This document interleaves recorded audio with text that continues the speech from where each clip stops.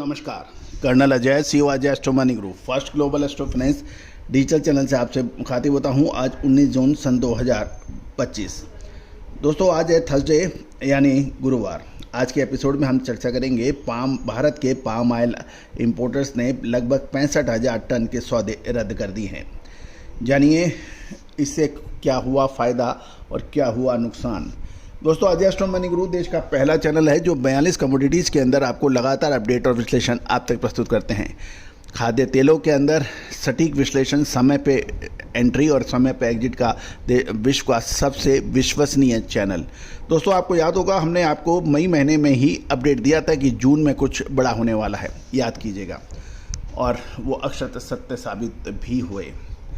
दोस्तों, याद रखिएगा, खाद्य तेलों का व्यापार अब हंसी खेल नहीं रहा है।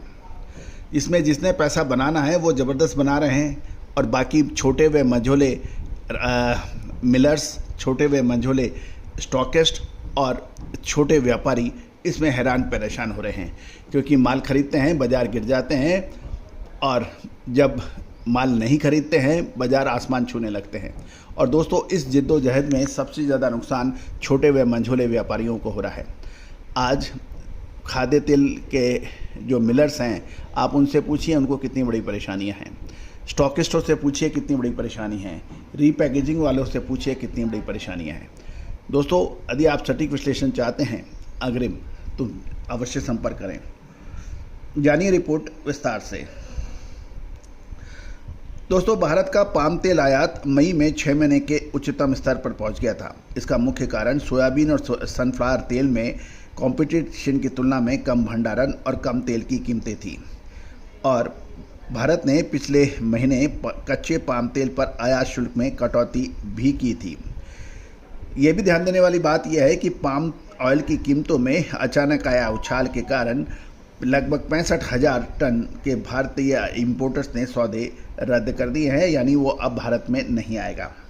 ग्लोबल बाजार में पाम ऑयल के तेज उछाल के बाद भारतीय इंपोर्टर्स ने जुलाई-सितंबर डिलीवरी के सौदे रद्द किए हैं, और खबर ये भी आ रही है कि कुछ विश्लेषकों, कुछ अंदरूनी सूत्रों से पता लग रहा है कि भारतीय आयातकों ने अपने सौदे बाहर की बाहर ही निपटा दी हैं, क्योंकि उनको उसमें अधिक फ़ायदा नज़र आ रहा था। गौरतलब है कि भारतीय रिफाइनरी ने बेंचमार्क मलेशिया कीमतों में अचानक आई तेजी के कारण जुलाई-सितंबर के दौरान डिलीवरी के लिए निर्धारित 65,000 मैट्रिक टन कच्चे पाम तेल के आयात के सौदे रद्द कर रहे हैं। मलेशिया पाम ऑयल वायदे लगभग 6% से अधिक की तेजी के बाद दुनिया में सबसे बड़े पाम तेल आयातक भारत के रिफाइनरों ने मुनाफे में गिरावट की संभावना के खिलाफ अपने जोखिम कम करने के लिए अपने 3 दिनों में ऑर्डर रद्द किए हैं। और रद्द का मतलब यह है कि उन्होंने बाहर एडजस्टमेंट कर लिए हैं। माल भारत में अब 65,000 टन का माल नहीं आएगा। पश्चिमी तट पर रिफाइन चलाने वाले और जुलाई डिलीवरी के लिए शिपमेंट रद्द करने वाले कुछ अंदरूनी सूत्रों से पता लगा कि बाज़ार में बहुत अधिक अनसर्टेनिटी है। खरीदे गए कच्चे पाम तेल को रद्द करने में आयात रिफाइनरी और घरेलू बाज़ार में रिफाइंड पाम तेल बेचने की तुलना में अधिक मार्जिन था। भारतीय खरीदारों ने लगभग एक महीने पहले पाम तेल के उत्पादन में उछाल के बाद लागत, बीमा और माल ढुलाई सहित लगभग $1,000 से $1,030 प्रति टन के हिसाब से कच्चा पाम तेल खरीदा था, जिसकी कीमत 8 महीने से अधिक समय में अपने सबसे निचले स्तर पर पहुंची थी, यानी लगभग $1,000 से $1,030 प्रति टन के हिसाब से, जब 8 महीने के निचले स्तर पर थी जब माल खरीदा गया था। इस सप्ताह शिकागो सोयाबीन तेल वायदे में तेजी के बाद तेल वायदे में तेजी आई, जिससे अमेरिका ने बायोडीजल मिश्रण बढ़ाने की मात्रा का जो प्रस्ताव दिया था उसका प्रमुख वृद्धि का कारण था। भारतीय रिफाइनरी ने $1,050 से $1,065 प्रति टन के बीच अपने कॉन्ट्रैक्ट को सेटल कर दिया, यानी प्रति टन उसको $30 से $50 का लाभ कमाया। साथ साथ कुछ सूत्रों ने यह भी बताया है, नाम नहीं डिक्लेयर करने की शर्त पर, कि ग्लोबल व्यापारिक घराने के डीलरों ने बताया कि अधिक खरीदार मौजूदा बाजार दर से थोड़ा कम कीमत स्वीकार कर अनुबंधों को रद्द करने पर सहमत हुए, जिससे विक्रेताओं के साथ बातचीत हुई थी।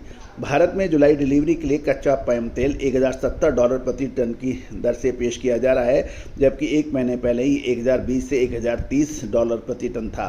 तो यानी उन्होंने ऊपर की ऊपर सेटलमेंट किया है।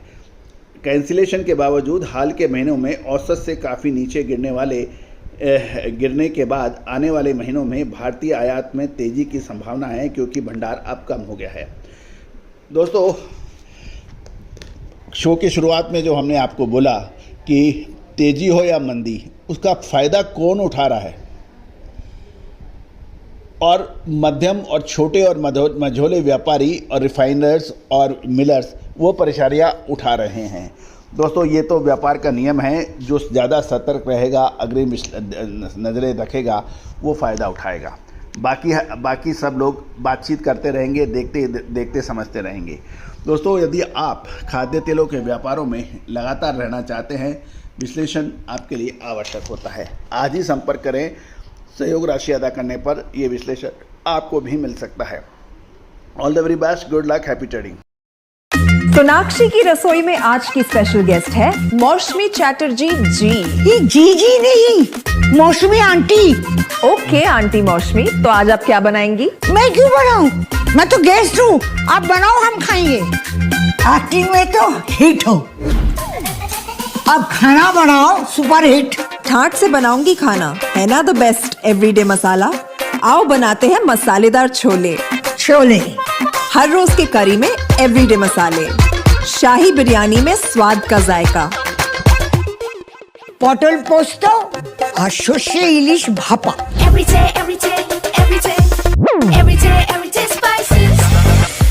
साफ मसाले, खुशबू और प्योर झांझ, टेस्ट से भर दे हर जुबान पे स्वाद। एवरीडे मसाले, देश का स्वाद।